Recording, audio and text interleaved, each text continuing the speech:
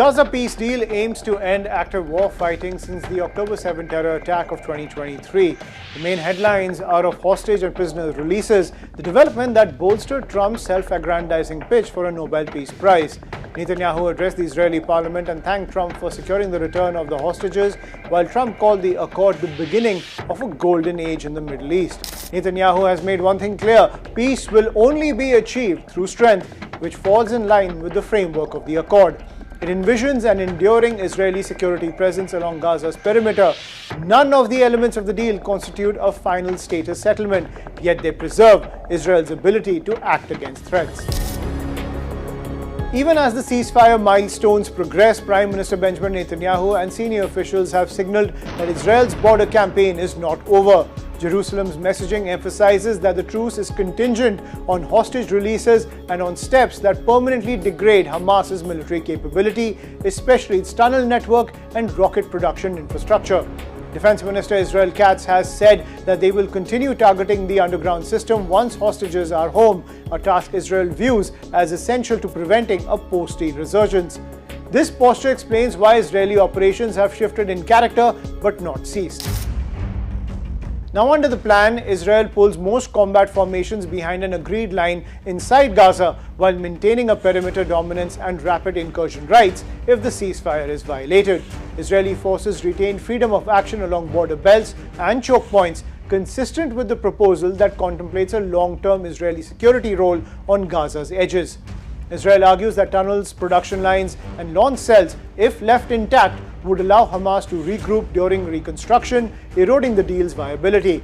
Thus, limited strikes or raids can occur even within a ceasefire window, justified as compliance enforcement rather than renewed warfare. The planned sequence hinges on phased releases. Israel insists on maintaining coercive leverage until the last hostage, living or deceased, is accounted for. That means keeping forces poised to intervene amid transfers and punish violations. This comes as Hamas has announced that it will skip the scheduled Cairo meeting and will not formally endorse the US-Israeli agreement, branding the Trump-brokered plan as absurd. The group's leadership particularly rejects proposals that would force members to vacate Gaza or disarm.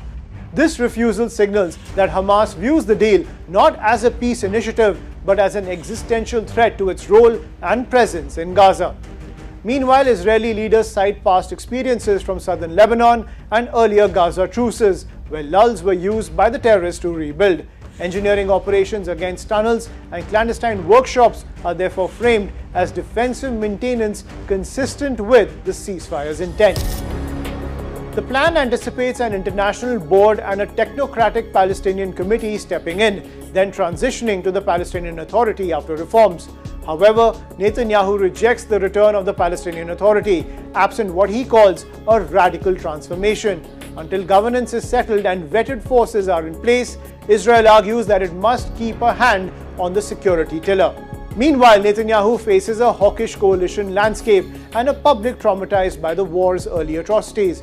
Fully ending operations before verifiable and irreversible steps against Hamas would be politically hazardous.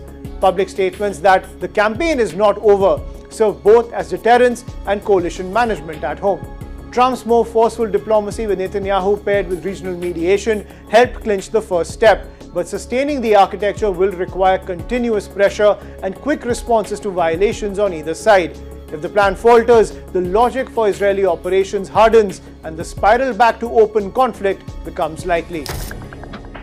The Trump plan expressly leaves Israel with significant security prerogatives along Gaza's perimeter. For Israel's leaders, those operations are not a contradiction of the deal. They make a durable ceasefire possible.